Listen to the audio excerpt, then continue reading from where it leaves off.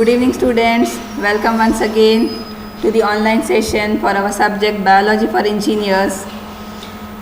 In lecture 1, last class we have discussed about eukaryotic cell.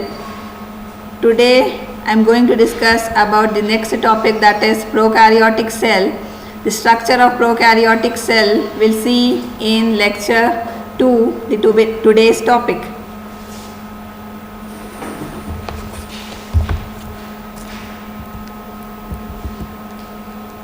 Two types of cells are produced by all living organisms on earth. The last one we have discussed what it was, eukaryotic cells. Eu means true, karyotic is nucleus. True nucleus containing cells are the eukaryotes. They have a membrane bound nucleus. Today we are discussing about the prokaryotic cell. The main difference between eukaryotic, what we have discussed in last session, and the prokaryotic cell, what we will be discussing in today's session. The main difference between prokaryotic and eukaryotic cell is, eukaryotic cell, they have a membrane around the nucleus. Prokaryotic cell here,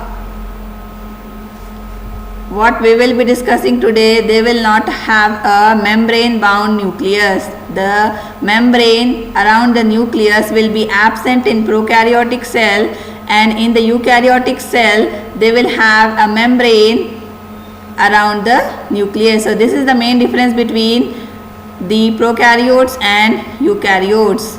Eukaryotes are the cells containing true nucleus. Here prokaryotic cell, what we will be discussing today, they are the primitive cells. We are calling them as primitive cells because the nucleus is not containing any membrane here in the prokaryotic cells, and they are the primitive cells. Prokaryotes are the primitive cells. So two types of cells are produced by all living organisms on earth. That is, the first one we have discussed in our last session was eukaryotes, eukaryotic cells, and the second one what we will be discussing today is the prokaryotic cells, prokaryotes. Eukaryotes are the cells containing true nucleus. Prokaryotes here are the cells containing the primitive nucleus. Example of eukaryotes, plants, animals, all are the examples we have discussed in our last session. Prokaryotes example here we will be discussing it is bacteria. Bacteria is the example of prokaryotes. So when we see the structure of the prokaryotic cell here, what is cell? Cell is the structural and functional unit of all living organisms. All living organisms are made up of basically this cell, and each cell will contain some membrane. It will have the DNA, the genetic material, and each cell organelle will be present, and each cell organelle will be performing a special functions. If the organism or the living cell is having only one cell, we call it as unicellular organisms. On the other hand, multicellular organisms composed of many cells. So two types of cells we have, unicellular cells and unicellular organisms and multicellular organisms. Unicellular organisms are the organisms composed of only one cell, and multicellular organisms are the organisms composed of several cells.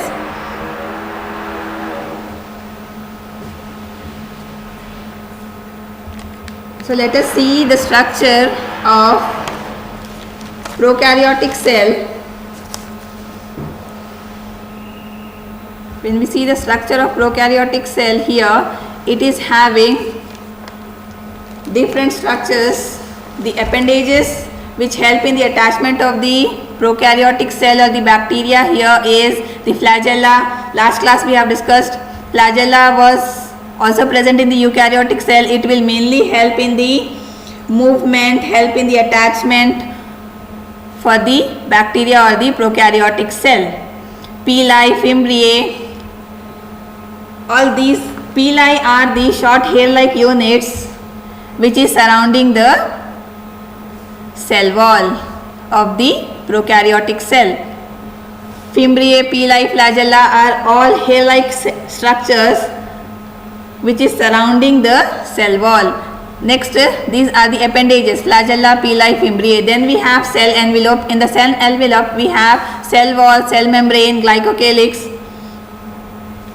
This cell wall, cell membrane, glycocalyx, cell wall. Cell wall in prokaryotic cell is the layer covering the cell. It is the layer covering the cell. The pressure created inside the cell, it can cause the cell to burst, but the presence of the cell wall prevents it from getting damaged. So this is the main function of the cell wall and the cell membrane. Then cytoplasm. Cytoplasm we have discussed in eukaryotic cell also. It is the fluid content or the jelly-like substance present inside the prokaryotic cell, and in the cytoplasm, the fluid content of the cell, we will have all these ribosomes. Ribosomes we have discussed in eukaryotic cells are the cell organelles. Cell organelles. What was the main function of the ribosome cell organelle? The main function of the ribosome cell organelle was to produce the proteins. The proteins will be synthesized by the ribosomes, which is present in the cytoplasm. So protein synthesis will be done by the ribosomes. They are having the RNA ribosomes, and they are helping in the production of the proteins in the prokaryotic cell. Chromosomes, nucleoid granules, all these are present in the cytoplasms. Chromosomes, what are the chromosomes? Chromosomes are the heredity structures which will mainly help in transferring the characters from parents to offsprings. Nucleoid is also the genetic material which is present in the nuclear region. Nuclear region. So genetic material in prokaryotes is the nucleoid or the chromosomes. Genetic material. The characters, genetic material will mainly help in the transferring the genes from parents to offsprings. So this is the function of the nucleoid or the chromosomes. Next we have flagellar arrangement. When we see the flagellar arrangement of prokaryotic cell, bacteria, example bacteria what we are discussing, flagellar arrangement is of different types. First one, monotrichous. Monotrichous, you can see in the diagram here, A, only one flagella is present at the end of the bacterial cell. This is the bacterial cell A, bacteria, prokaryotic cell, and only one hair-like structure, nothing but the flagella you can see in the diagram. So a bacteria or a prokaryotic cell containing only one flagellum at the end of the bacteria, we are calling it as monotrichous. Monotrichous flagella. Monotrichous is, mono is one. One flagellum is present in the bacteria, we are calling it as monotrichous. Amphitrichous, lophotrichous, peritrichous, all these are the different types of flagellar arrangements. Next we have lophotrichous, is cluster of flagella. You can see a cluster of flagella at each end. That type of bacteria we are calling it as lophotrichous. Then we have amphitrichous. amphitrachus flagella at poles. At both the ends, a single hair-like structure, flagella, you can see here, that we are calling it as amphitrachus. Peritrichus flagella. Flagella spread over entire cell, over entire bacteria. All over the surface of the bacteria, you can see the flagella. That type of flagella we are calling it as Peritrichus flagella. So flagella is of all these different types: monotrichus, lophotrichus, amphitrichus, peritrichus, atrichus.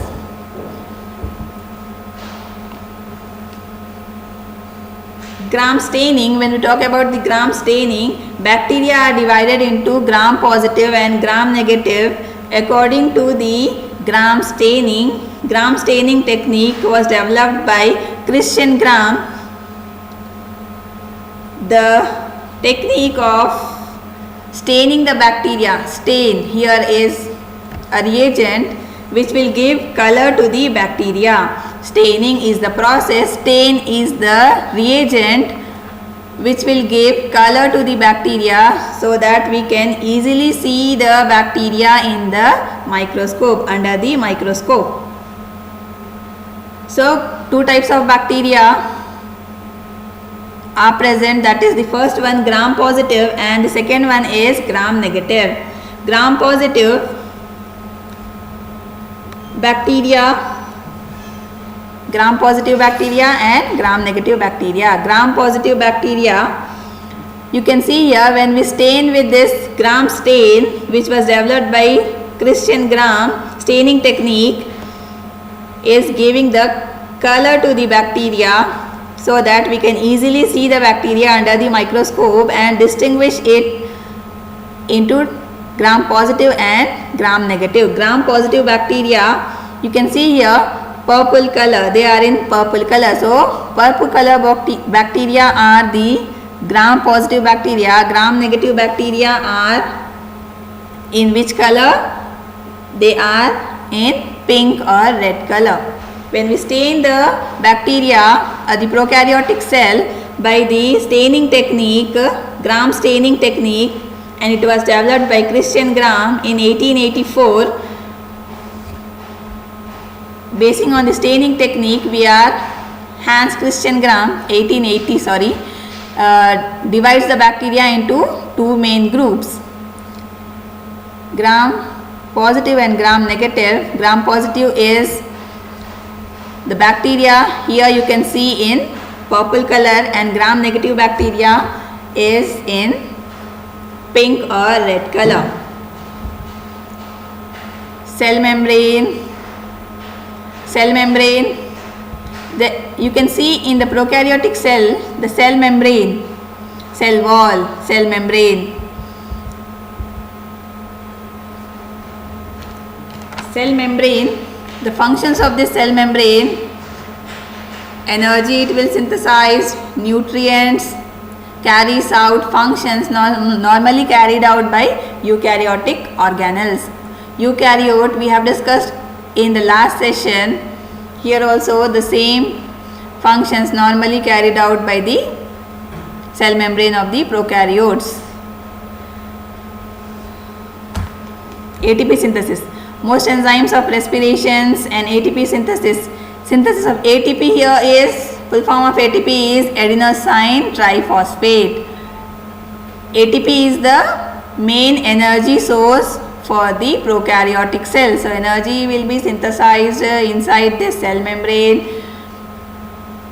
ATP is the energy molecules which is giving the energy. Full form of ATP is adenosine triphosphates. Toxins and enzymes will be synthesized by the cell membranes. All these are the functions of cell membrane. Cell cytoplasm. Cytoplasm is the fluid content, jelly-like substance. It is dense, gelatinous. It is encased by cell membrane. It is a prominent site for biochemical and synthetic activities. All the activities, biochemical activities will be done in the cytoplasm, cell cytoplasm. Cell cytoplasm will have 70 to 80% of water content. Mixture of nutrients, sugars, amino acids, salts, all these will be present in the cell cytoplasm.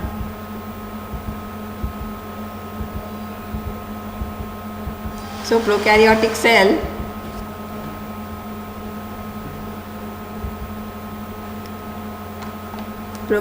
cell here, it is having capsule or the slime layer.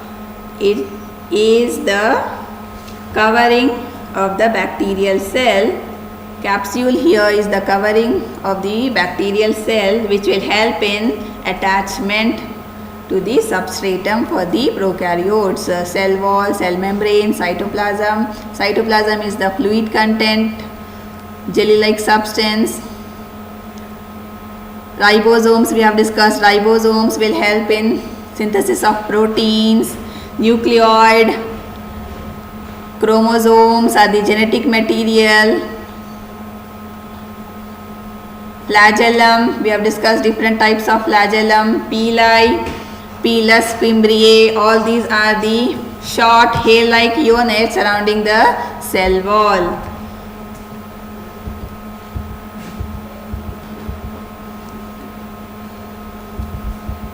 So this is about the prokaryotic cell. So today we have discussed about the prokaryotic cell, bacterial cell, example bacterial cell. We have seen the structure of prokaryotic cell, bacterial cell. Everyone should draw the diagram of this bacterial cell, prokaryotic cell. All the diagrams of prokaryotic cell. Last class we have discussed about eukaryotic cell. All these diagrams you need to draw in a separate book for biology.